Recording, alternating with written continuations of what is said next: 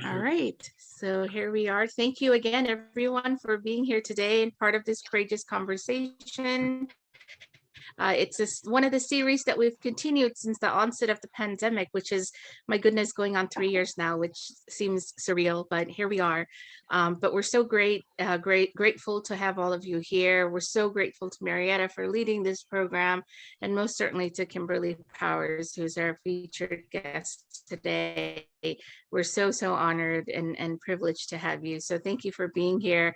I know we have quite a few other people who are signed up, but I suspect they'll probably trickle in as we continue. So Marietta, I'm going to hand it over to you. Okay, thank you, Melia. Hello and welcome everyone. As Melia said, this is the series called Courageous Conversations Over Coffee, and it's sponsored by the South Coast Interfaith Council. Thank you so much for joining us today to discuss an aspect of life that actually affects most of us, whether we're aware of it or not.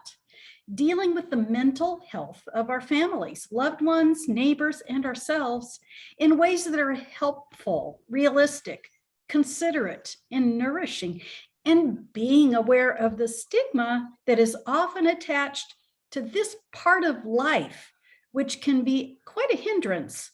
And I'm excited and grateful to welcome our guest, Kim Powers.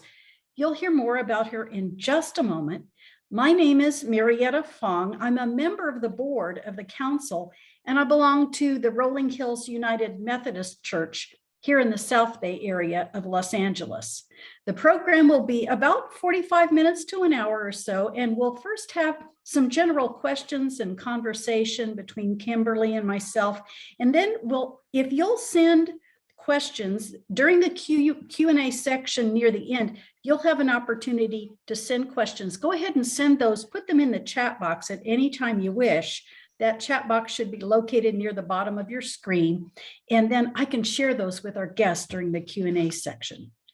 So Dr. Kimberly Powers is a respected math educator. She's been doing that for 36 years, teaching in the communities of Garden Grove, Los Angeles, Carson, and most recently Huntington Beach, where she's been in the classroom for the last 23 years at Marina High School. She grew up in Orange County, California, where she earned her BA at UC Irvine. Dr. Powers received a doctorate in education in 2020 from Cal State U Long Beach, and she recently published her first book called Jumping is Not Genetic, which she envisions helping anyone suffering from the terrible effects of bipolar disorder. So Kimberly, I'm going to jump in and just ask you questions, and you can take it where you want to, but you and I have a few things that we want to make sure we talk about. And your book is a collection of essays that were written over a long period of time, but you just published it recently. So can you tell us why you decided to publish it and why now? Well, the reason that I started writing the essays was I had no intention of publishing a book, but I knew that my illness was genetic, that mental illness had a genetic component. My oldest son has it, my mom had it. And I thought about my descendants, and I realized that my descendants might have the same illness, and they would like to read the writings of one of their ancestors who did not have a tragic end to the illness. And so I wanted to write about it so they'd have this information. And I continued to write for a while, and I've had them. And then I started sharing them with people, and people would they just really had a positive, I had positive feedback from it. They said, "We love this. It really helped us understand mental illness. We'd love to have you publish the book." But most recently, I think, is just Amazon, has this self-publishing the way to self-publish, and it made it very easy. And a friend of mine had recently published a book, and he said, "Look, I'll show you how to do it." And there was technology involved. He had to sit next to me on the computer. We had to work on it. But the final straw was in my Algebra 2 class this year, one of my students asked me if I liked the 70s. He said, did you like the 70s, Dr. Powers? And I said, well, I did. I love the 70s. I grew up then. And then I said, but my mom did kill herself in 1973. So I suppose it wasn't the best decade. And I hadn't realized that they didn't know, because I teach so much, and, I have 5 periods a day, and I just realized I'd never mentioned that to them. And they kind of gasped, that I would. And I said, no. I said, it's something that happens. And I tried to explain it to them. And then I mentioned that I had written a book about it. And they said, well, how do we buy it? And I said, well, I haven't published it. And they said, well, why don't you publish it? So I went home that day and I pushed the final buttons on Amazon to publish it. So it was kind of, and like I said, I'm retiring this year. I didn't say it to the whole group, but I'm retiring this year. And there's a lot of freedom that comes with retirement. It's an exciting new time, and I'd like to devote some time to this subject.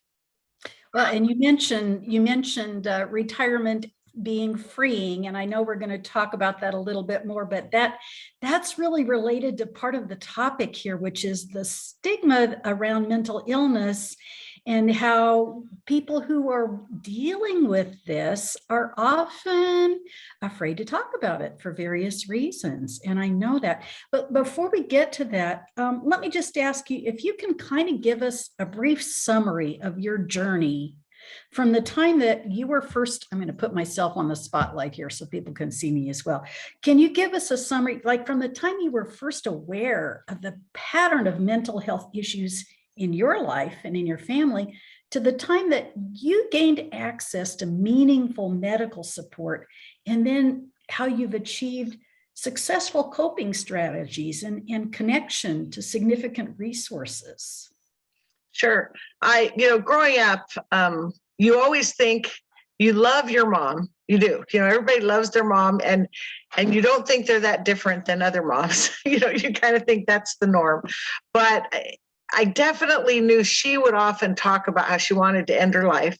And I didn't understand what that meant. She'd say, life isn't worth it. I want to end my life. She talked about it. And I did notice the mood swings, because she was so loving and encouraging and outgoing, sometimes. And other times she would fall into these deep depressions and sometimes into rages. And it was very scary to be in that instability. Now, as far as myself, I think even before she died, I noticed that I experienced my emotions more intensely than my sisters did. It was obvious to me that I had a little bit more of an intense personality. But then when she killed herself, she jumped off the Golden Gate Bridge, and it's a very dramatic way to die. But we went to school. She died on a Friday, and we went to school on a Monday, and no one talked about it. Not one counselor, not one teacher. Nobody talked to us. No one actually put their arm around us.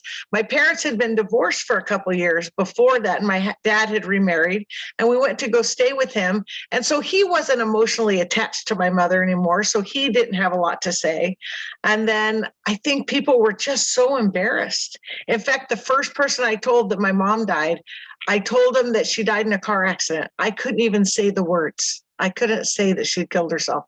And it was obvious to me that there was a shame around what she had done. And there was something to be embarrassed about. And so as a young teenager, I was 12. And so I started puberty soon after that. And my emotions, became more intense. And I actually had suicidal thoughts. I had some things that reminded me of my mother's, but I was deathly afraid to say it. In fact, I remember in college walking around, I was at UCI, walking around seeing big posters that said, do you need to talk to someone? Come to the counseling center. And I was afraid to go in. I never went in. It was just too embarrassing. I didn't want to be associated with that stigma that I saw around my mother's death. So anyway, at about 27, I had kind of my first psychotic break, and I knew that, I had to get help.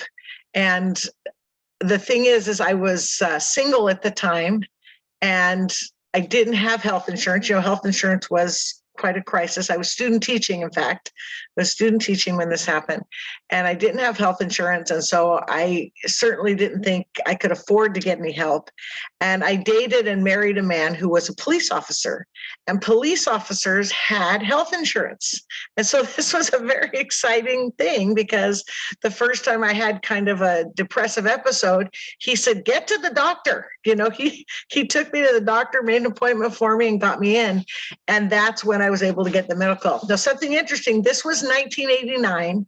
And in 1989, if you had to get a blood test or medication for something that was mental health related, it was not covered by your regular health insurance.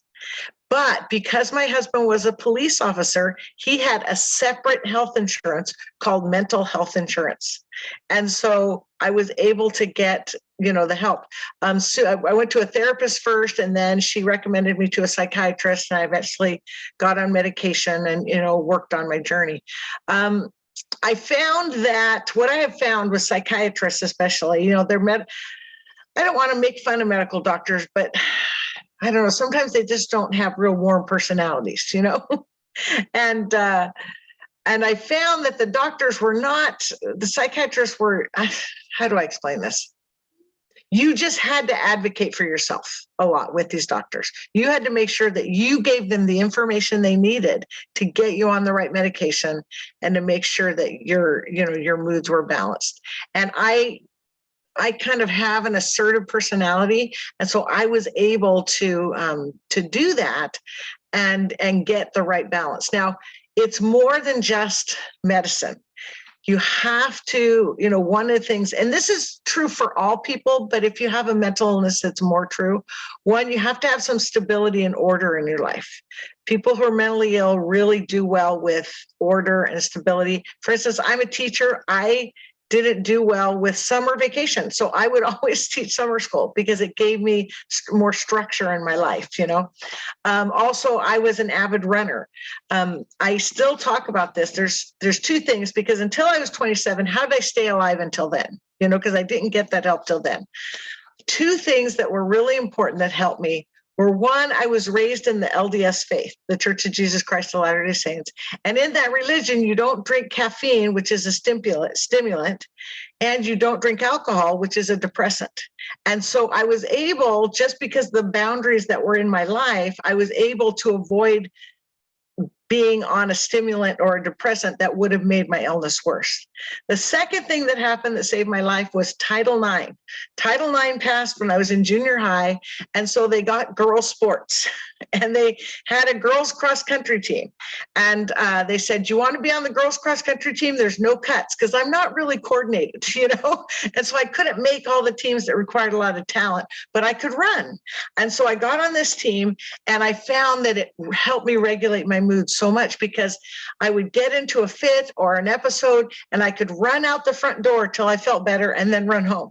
And so I'm grateful for my faith that I, grew up with, and also Title IX.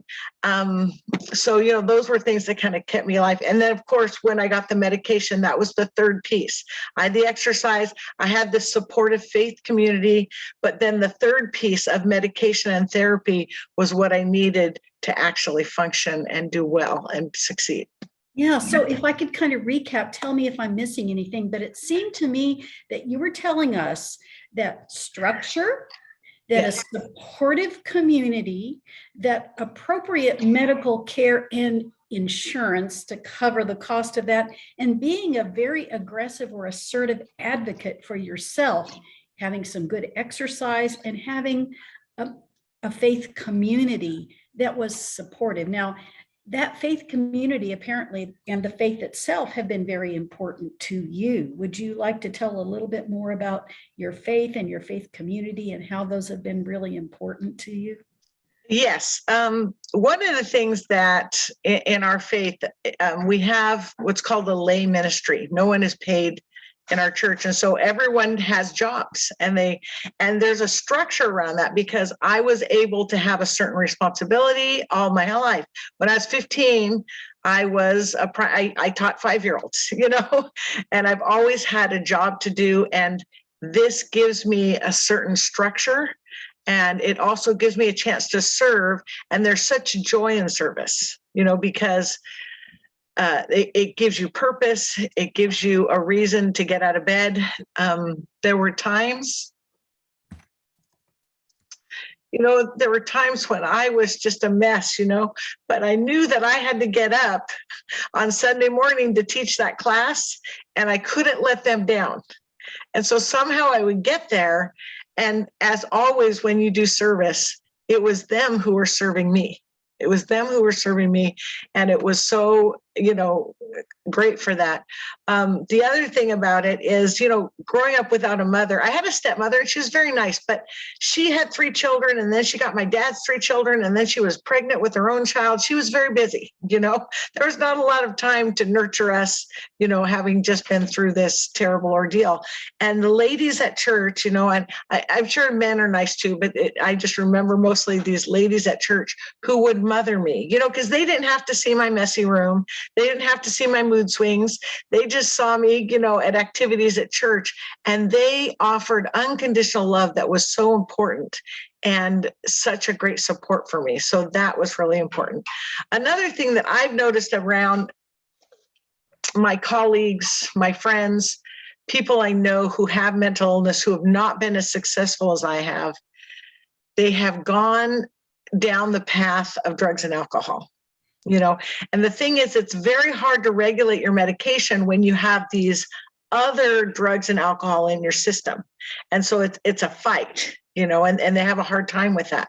And I feel so fortunate that because of my faith, because in our faith, we have something called a word of wisdom, which is, it's a code of health. It talks about things that are good for our bodies and things that aren't good for our bodies. And because I grew up with that, it was an easy thing for me to avoid.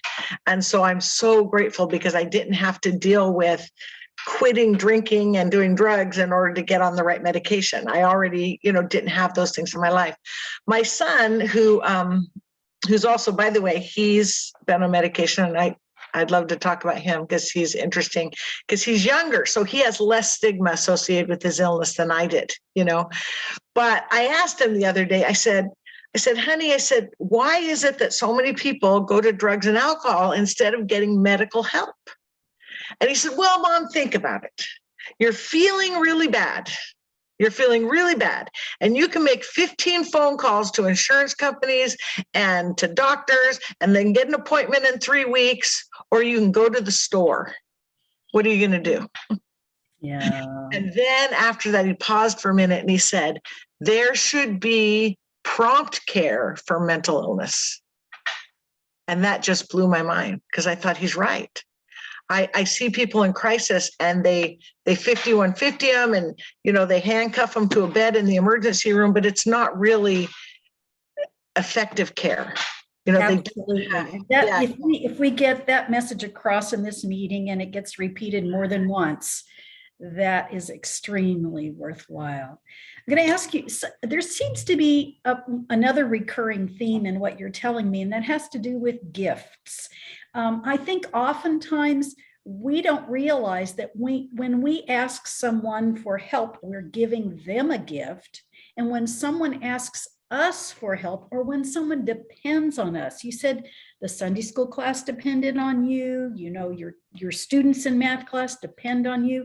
When someone depends on you or asks you for something, they're giving you a gift as well, aren't they? Mm-hmm.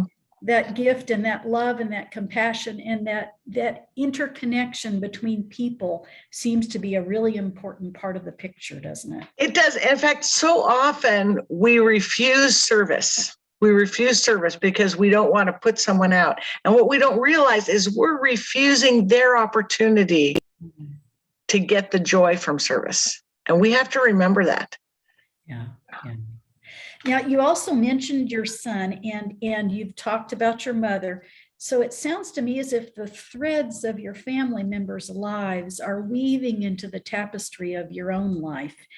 Can you talk a little bit more about that and maybe about how your journey impacts the gifts that you've offered to your students and how your experience has touched their lives in some way. Yeah.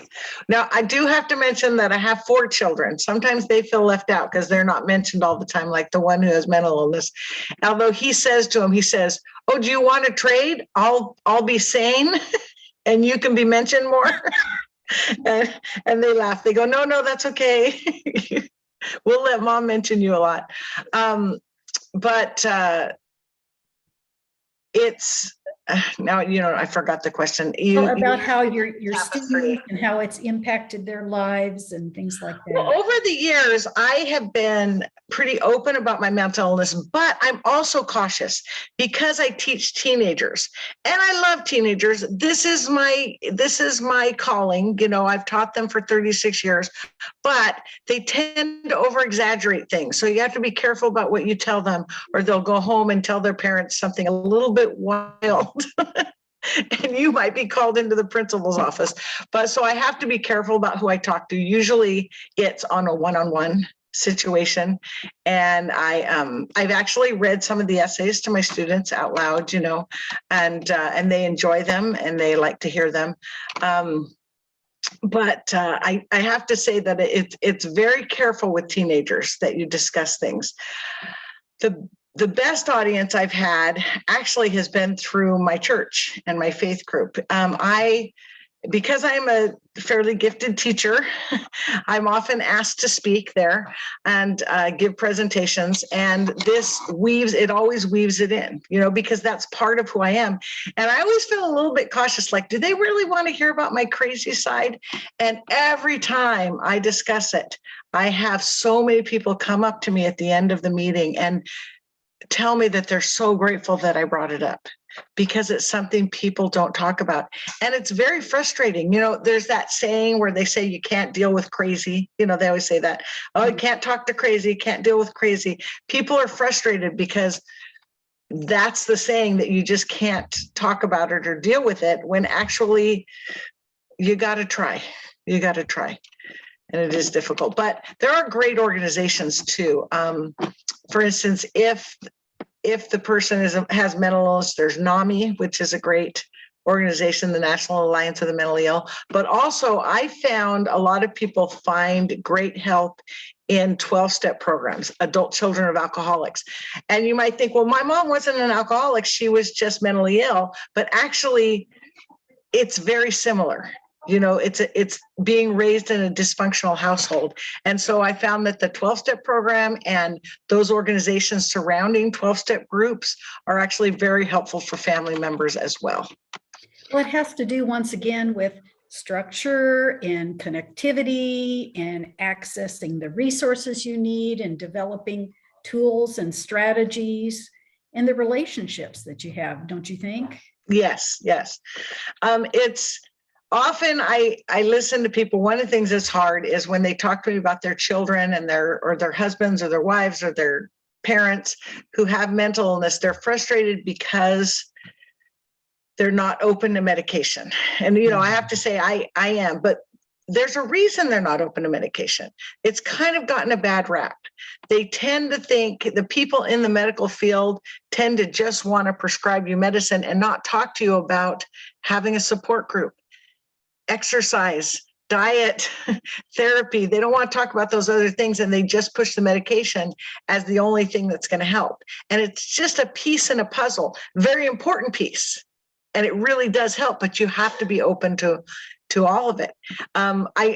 I want to tell the story about my son, how he got on medication, because I knew that he was bipolar pretty young. At 16, he was diagnosed, and we tried to get him to take medication. And he, being a teenager, would say things like, "You don't love me for who I am. You want me to take these drugs that are going to change my personality," and he would hide them under his tongue and throw them out, or, he ended up not taking them.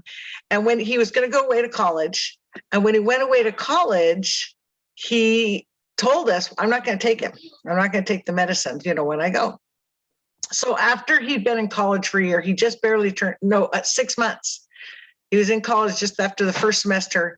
He sat us down. He told us that he was going to move in with his girlfriend, which is what you want to hear your 18-year-old son say. It's like, oh, great, And I was kind of devastated because he was my oldest, and I certainly didn't want him just making this mistake. And you know, I was kind of devastated too because of my faith. I kind of wanted him to go on a mission. I wanted him to go on a Mormon mission, you know, and go preach. And he was telling me he's moving in with his girlfriend. Well, it turned out that his girlfriend had a bipolar mother, and she would not move in with him unless he took his medicine. And he said to me, he goes, she wants me to take my medicine. And I looked at him, I said, well, that's why we take it. We take it for the other people in our lives. If it was just up to us, we wouldn't care, you know. I like being manic, you know, it's kind of fun. And when I'm depressed, I'm into myself, but I take my medicine. I told him I take my medicine for my family because they need me around and they need me to be sane. And he kind of grunted and said, okay, whatever. Well, he moved in with his girlfriend, and it turned out to be a terrible relationship. It was just terrible. They fought all the time. It was not good. And after a year, they broke up. And when he broke up with her and he moved out, I said, so I guess you're going to stop taking your medicine now? And he said, are you kidding? And be crazy again? No way. So I realized that him moving in with his girlfriend was the best thing that could have happened to him.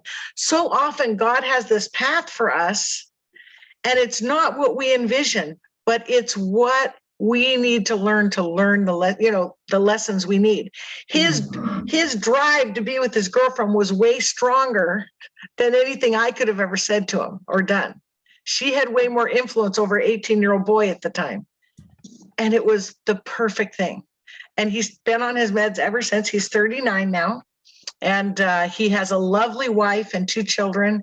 And he's a teacher as well. He's a social studies teacher, history teacher. And he fights the fight. I'm not going to say that he has this easy life. It isn't. He goes to therapy. He exercises. He takes his meds. He still has episodes, but he lives a functional life. It's not a tragic life. And if he had never moved in with the girlfriend, which is not what I wanted for him, but certainly it was a path that enabled him to have that great learning experience. Oh, that's fantastic. You know, we're going to give people some links to a couple of things. One of those is to your book, and I hope everyone will read that book because it's not that long, but every one of those essays that you include is just so meaningful and on point and valuable. The other thing I understand is that you have a podcast. I did. A friend of mine from junior high, when she read the LA Times article, the LA Times did an article about my book, she asked me to be on her health and wellness podcast. And she has actually herself has had certain health challenges and supports people advocating for themselves and looking beyond the traditional medical boundaries to try and find help. And so she thought in fact, at first I thought that she would be anti-medicine. She goes, no, it's not that. I just don't want that to be the only thing. And that's something that I talk about a lot, is that it's not just medicine. Medicine's an important part, but not the only thing. So I put links in the chat for the LA Times article and the YouTube video that you did on managing mental illness, and the link to your book, and a link to the podcast that you just described. Now, one of the things I want to say about the YouTube video, a friend of mine who's a therapist, drug and alcohol therapist, during the pandemic, he was frustrated at not getting enough access to his patients. And so he started doing videos, and he became very good at them. And at one point he said, I want you to do a video about your bipolar illness. And I suggest that you might show it. As far as, trying to get someone to read my book might be hard. Trying to get someone to take medicine might be hard. The video is 3.5 minutes, and it's pretty interesting. And so if you could maybe just get someone to see the video, that might help. It might help. Oh, thank you for that. Okay, I'm going to ask you 1 or 2 more questions, and then we'll go to the chat. So I have a couple of questions and some comments in the chat. If anyone else would like to add something, please do that now. But let me ask you, if you want to describe one of your favorite or most meaningful essays in the book that you haven't talked about yet, is there anything that you wanted to share with us in this conversation that you you're probably going to think it's weird that my favorite essay is the very first one I wrote. was the Naked with One Boot. And it's really about my mother's mood swings. But the reason I like it so much is because when my sisters and I talk about the experience, we laugh. We kind of think of it as comical, and most people read it and they say, how can you be laughing? But you have to have a sense of humor sometimes in all of this. But my mother, her mood swings were wild. She got violent at times. And when she would get really mad at us, she would never hit us with her hand. She'd always get a fly swatter or a tennis racket. But sometimes she was naked. It was the 70s, I think she would have been a nudist, if she wanted to. So she was naked a lot around the house a lot. So you knew that you were in big trouble when she came down the stairs and she was naked, but she had one boot on because she had put the boot on to kick you. We'd go running, screaming. And, one of the things we did is we'd run to our friend's house. And I think of that. I'm so grateful for the other families in the neighborhood and the mothers who would take us in, because sometimes we just had to be somewhere else until she got over her mood. And I'm grateful to those other mothers who would just bring us in. And they didn't ask questions. They just bring us in like we were just one of their own kids, Well, and then I think you talked about in the book the fact that your mother was so outgoing and vivacious and personable, and everybody loved her. They didn't really think about any potential downsides or negativity necessarily, because she was such a charismatic and sociable person when dealing with other people. And oftentimes we save our problems for the ones that are close to us, where we can't see what's going on. Well, one of the things is you have to realize there's only so much energy, you have to hide and put on this front that everything's okay. Mm-hmm. And you're going to let that guard down when you're with the people who you feel safe with. Mm-hmm. And unfortunately, it's the people that we love the most. Unfortunately, my own children are the ones who've seen me at my worst. My husband's seen me at my worst. So, I feel bad because people say, well, if you can keep it together for work, why can't you keep it together all the time? But the problem is, everyone only has so much. One of the things I want to say about bipolar disorder, which is a specific mental illness, is you do have these manic episodes where you're very high and people think of you as a high achiever. You're very energetic. You're able to achieve so much. Like I said, I'd love to be manic, if that's all I got. But it's a lot like, it's almost like you're on drugs. You're not on drugs, but it's that kind of energy, like you've almost taken something to be that energetic. But the problem is we have very frail human bodies, and it can only take so much of that. So there's always a letdown or a depression that comes with it. And we usually hide the depression. You don't, because you self-isolate, you want to be alone, you don't tell anyone about it. So your family sees it because that's the place you are when you go into the depression, but the outside world doesn't. They just see this energetic, high achieving person, So it's difficult. That's another reason people don't talk about it. Okay, I've got a couple of really good questions in the chat. One of them, and I won't use the person's name, although you can see it if you look in the chat. She says, my son is 26. He's been severely depressed for 8 years. And he goes through spurts of being okay and long periods where he can't focus enough to read a book. He's willing and takes medication, but isn't doing enough. And he lives pretty far away in Denmark and trying to finish school. And she asks, how can I support him? He's also starting to lean on the Orthodox Chabad in Copenhagen. And I fear he's searching for a group to belong to. Not sure if that's okay. What do you think, Kim? Well, I think that the best thing you can do is, and this is hard, is to just give that unconditional love, that we learn. And, I love that this is an interfaith council, because I have yet to see a faith that doesn't stress that unconditional love for one another, that, we all have that in common. And so if he can find a group that gives him that love and acceptance, it's a good thing. It really is. The hard thing about giving that unconditional love is we're so afraid of family members because we're afraid that they might die. Mhm. You know, that's what we're afraid of. And we're afraid, but I have to tell you, no one ever got disciplined into being better.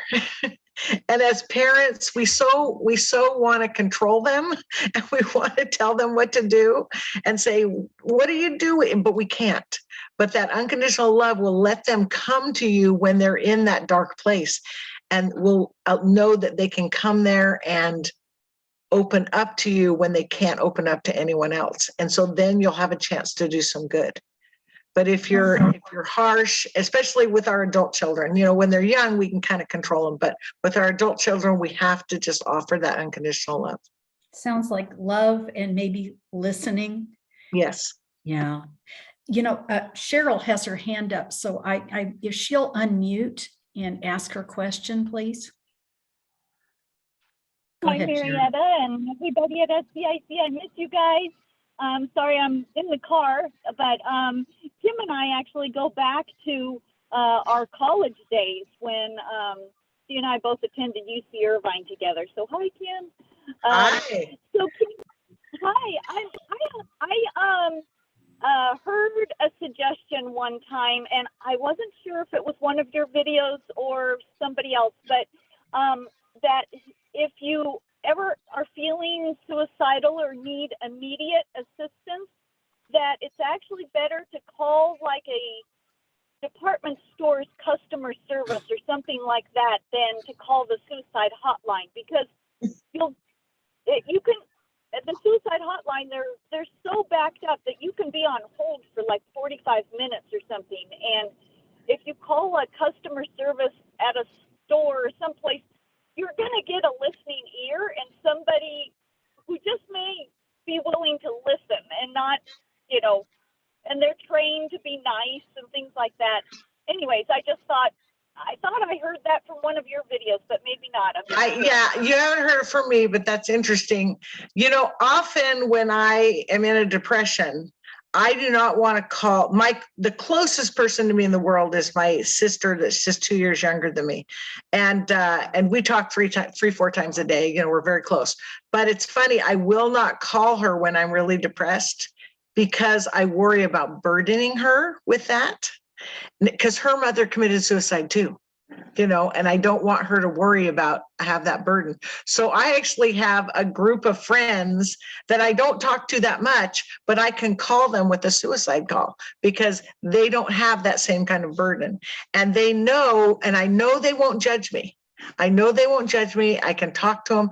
One time I had been off my medication. I had this idea that my medication was making me constipated, and I thought I'd try not being on it for a while. And the thing about being bipolar is sometimes you're okay for a while, you know. So I was okay for a while, and then all of a sudden I was at a party or something, and I noticed that I was manic. I was talking super fast. And on the way over to the party, I called my friend, and I said, I need you to stay on the phone with me until I get home, and I need you to stay on the phone with me until I actually take my medicine, because I was irresponsible and didn't take it for, you know, a couple of weeks, and I need to get back on it. And then I need you to call me back and later and ask me how it's going, if I'm still taking it, you know. And she knows that that's her job. So when you're in moments of sanity, it's good to have people that you assign these jobs to, and they know that's okay, you know, that they know what to do and they know to talk you through it, because, you know, it's difficult. I had another question that's a good one. Amelia was asking, if you are the recipient of a suicide call, if someone calls and asks for help, what do? How do you respond? What's your suggestion for that? You know, I don't receive those calls much, you know, because I'm the one who's sending the calls.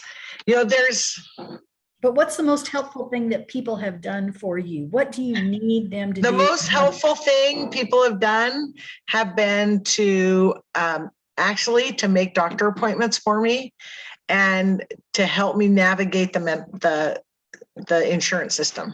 That's actually been the most helpful, because when you're overwhelmed, the last thing you think about is being on hold to these doctors and going through, for instance, I had an episode, my therapist died right before COVID. And, it was an unexpected death. I wasn't expecting to have to get a new therapist. And I'd had this therapist for about 15 years. And since menopause, my symptoms have been a lot less. So I haven't needed a therapist as much. That's a whole nother essay that I'm writing right now about menopause. But because she died, I hadn't gotten a new one because COVID. I was worried about, what do I do, and different things.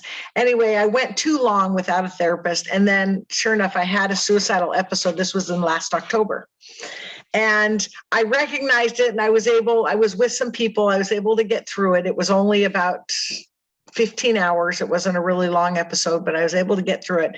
But when I got out, it was very clear to me that I needed to get a new therapist, that I wasn't okay, that I was still having episodes, that I wasn't cured. And I talked to this friend that I told you about. I said, I need to navigate the system. Where do I start? I said, I haven't gotten a new therapist in so long. And she gave me some ideas. She told me to go through the EAP program at work. I called them. I was very honest with them. I said, I'm not suicidal now. I was, last week. It's really important that I get a therapist, and they gave me a bunch of names. And I think it was about 10 names. I called 10 different doctors and got 10 different voicemails, and not one of them called me back. And luckily, the EAP program sent me an email, said, you used our EAP program. How did it go? Well, I gave them a really bad review. I said, I'm still waiting to hear. And someone called me right away. So giving the bad, again, self-advocating, giving the bad review was helpful. And they called me up and they said, you know what? We're going to make an appointment for you. And that was so helpful. And it turned out that the first therapist that they made an appointment with worked out, and I see that therapist, and it turned out okay. But I really feel like helping them navigate the system, because the system's very difficult, and when you're losing your sanity, it's even harder. In fact, how many of you have been on the phone with insurance companies and almost lost your sanity, even though you don't have mental illness? Right?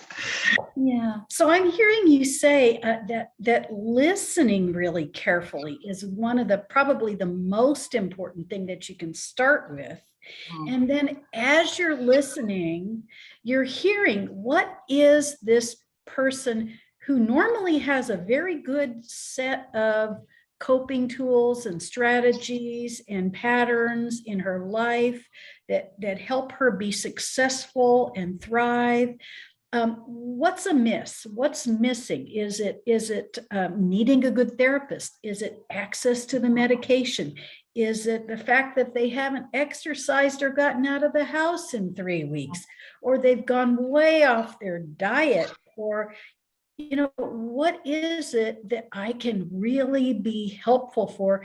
And how critical is it to respond right now, or to get over there tomorrow morning or tonight? You have to be a little bit in tune with what those things are. Does that make sense, Kim? Yeah, you know what? You're very perceptive. Yes. In fact, there are emergency situations where what you need to do is you need to go over to their house right then. Mm-hmm. And I think that you can hear that. And know that, and you need to know the person. But, I talk about this example of one time I was going through a hard time, and I was at church teaching the little children, and they're singing the songs, I want to be like Jesus, and I'm crying, I'm sobbing, because this stuff's going on in my life. And this woman that was in the room came over and sat next to me, and she just started rubbing my back. She didn't ask me what was wrong, because I really didn't need to tell her, but she just sat there for about 25 minutes and rubbed my back. And sometimes that's what you need to do. Sometimes you maybe need to just go over and rub their back, A little bit of compassion, just gentle compassion.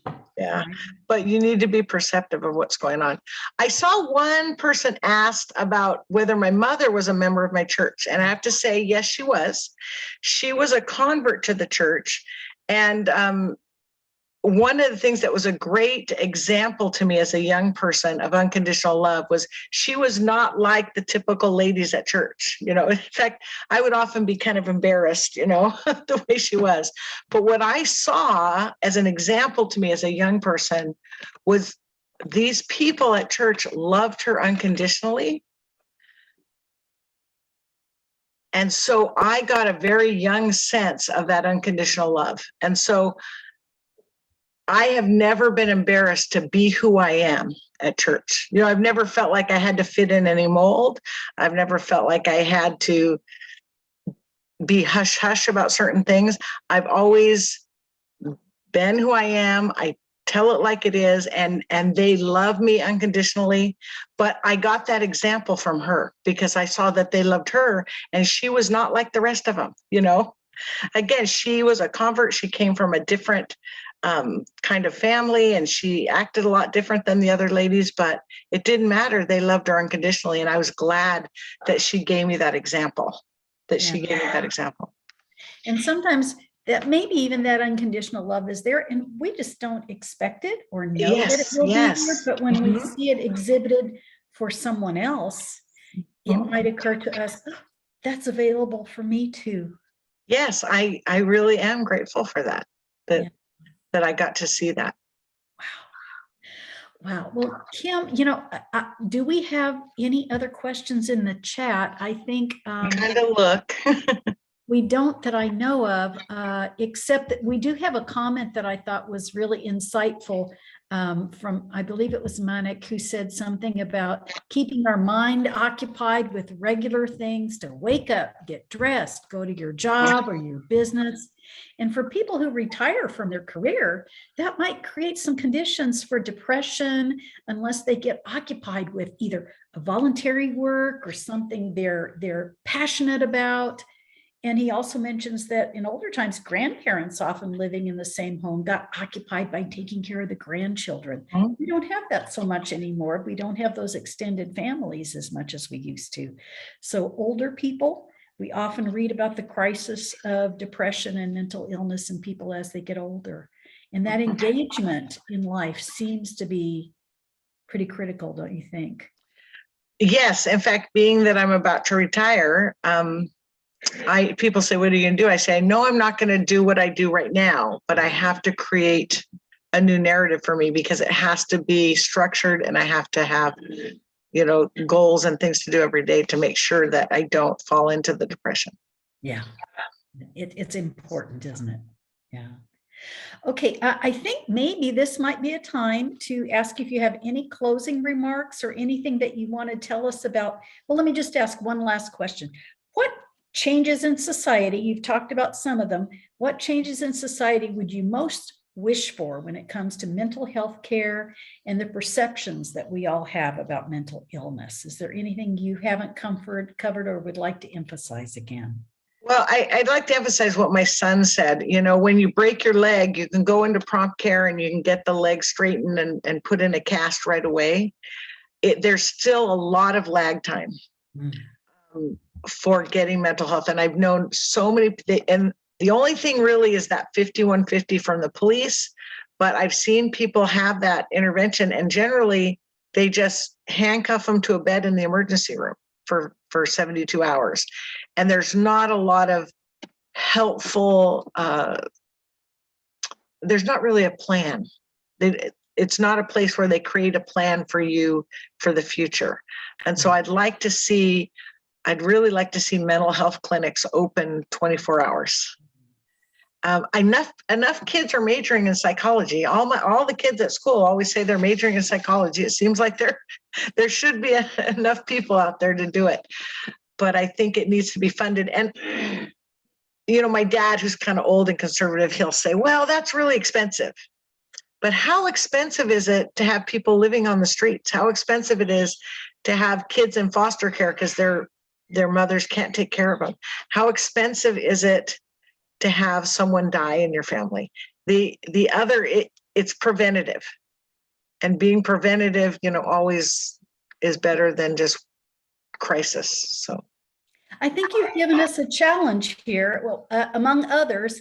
And one of those is for us to do a little bit of research and find out how could we advocate for those kinds of changes in society? How could we advocate for funding for mental health resources? How could we advocate for changes in policy in the way mental health issues are dealt with, either out in the community or in our schools or whatever they might be, because they are, as we said at the beginning, they're a part of the tapestry of life. They are a part of who we are, either ourselves, family members, loved ones, neighbors. We're all dealing with mental health issues just as we often are with physical health issues, right?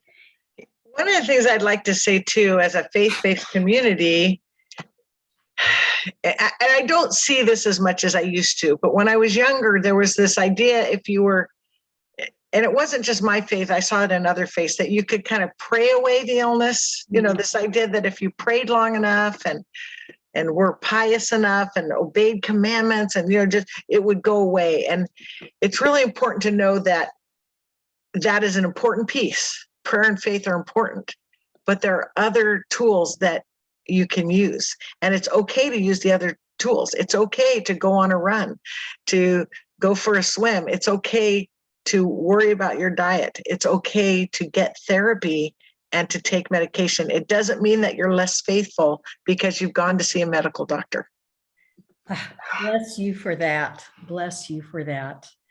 Okay, Amelia, can I turn it over to you to kind of wrap up and give us some more information about what's going on here? I'm going to take away these spotlights from me and maybe from Kim and let you go for it, Amelia.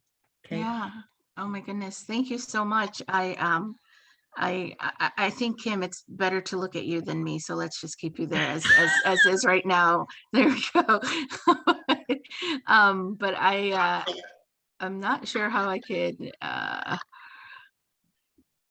let me spotlight myself. I'm going to spotlight both of you. There you go. There you go. Oh, there it is. No, the world wants Kim. Kim, the world wants you, and I can understand why.